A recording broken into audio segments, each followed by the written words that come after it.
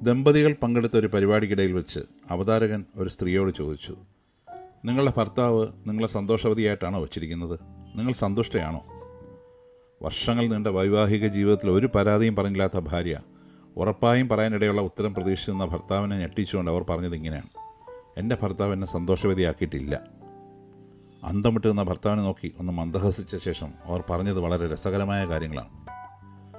എൻ്റെ ഭർത്താവ് എന്നെ സന്തോഷവതിയാക്കിയിട്ടില്ല, പക്ഷേ ഞാൻ സന്തോഷവതിയാണ്. ഞാൻ സന്തോഷത്തോടെ ഇരിക്കുന്നതും ഇരിക്കാത്തതും അദ്ദേഹത്തെ ആശ്രയിച്ചല്ല, എന്നെ ആശ്രയിച്ചാണ്. ഞാൻ സന്തോഷവതിയാണോ അല്ലയോ എന്ന് തീരുമാനിക്കാൻ കഴിയുന്ന ലോകത്ത് ഒരേ ഒരാൾ ഞാൻ മാത്രമാണ്. ഏത് ചുറ്റുപാടിലും ഏത് സന്ദർഭത്തിലും സന്തോഷമായിട്ടിരിക്കാൻ ആഗ്രഹിക്കുന്ന ഒരു വ്യക്തിയാണ് ഞാൻ. പക്ഷേ മറ്റൊരാളെയോ ചുറ്റുപാടിനെയോ ആശ്രയിച്ചാണ് എൻ്റെ സന്തോഷമെങ്കിൽ ഞാൻ ആകെ വിഷമത്തിലായന്. ജീവിതത്തിലെല്ലാം മാറിക്കൊണ്ടിരിക്കും. ചുറ്റും കാണുന്ന മനുഷ്യർ, ധനം, കാലാവസ്ഥ, എൻ്റെ മേലുദ്യോഗസ്ഥർ, സഹപ്രവർത്തകർ, അയൽക്കാർ, സുഖം, അസുഖം, മാനസികവും ശാരീരികവുമായ ആരോഗ്യം, അങ്ങനെ എത്രയോ കാര്യങ്ങൾ. ഇതിലെന്തൊക്കെ മാറിയാലും ഞാൻ ഹാപ്പി ആയിട്ടിരിക്കാൻ തീരുമാനിക്കണം. പണമുണ്ടെങ്കിലും ഹാപ്പി, ഇല്ലെങ്കിലും ഹാപ്പി. വീട്ടിലാരെങ്കിലും ഉണ്ടെങ്കിലും ഹാപ്പി, ഒറ്റയ്ക്കാണെങ്കിലും ഹാപ്പി. കല്യാണം കഴിയും മുമ്പേ ഞാൻ ഹാപ്പിയായിരുന്നു, കല്യാണം കഴിഞ്ഞപ്പോഴും ഹാപ്പിയാണ്.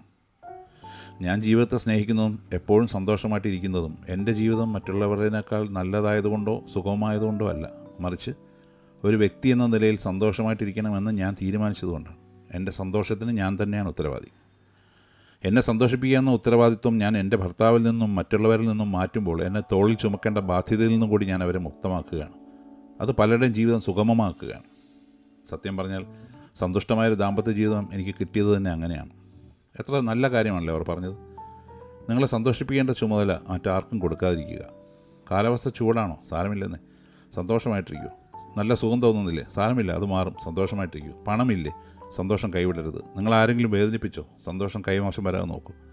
ആരെങ്കിലും നിങ്ങളെ അവഗണിച്ചാലും ഒഴിവാക്കിയാലും വെറുത്താലും ഒന്നും സന്തോഷം കൈവിടരുത്. കാരണം അതിലൊന്നുമല്ല നിങ്ങളുടെ സന്തോഷം നിലനിൽക്കുന്നത്. അത് നിങ്ങളുടെ കയ്യിൽ മാത്രമാണ്. ഏത് ചുറ്റുപാടിലും ഏത് സാഹചര്യത്തിലും ഞാൻ സന്തോഷത്തോടെ ഇരിക്കും എന്ന് തീരുമാനിച്ചാൽ നിങ്ങളെ വിഷമിപ്പിക്കാൻ ഒന്നിനും ഒരാൾക്കും സാധിക്കില്ല.